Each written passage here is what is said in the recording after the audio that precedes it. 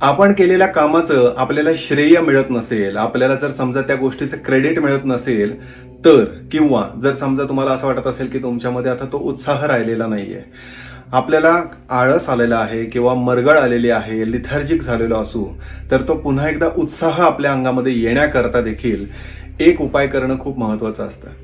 त्यासोबत काही लोक अशी पण असतात आपल्या आयुष्यामध्ये की जे नुसताच दिखावा करत राहतात. मी आज ह्या व्यक्तीसोबत होतो, उद्या त्या मोठ्या व्यक्तीसोबत होतो, असं स्टेटसवरती फोटो लावतील किंवा काय.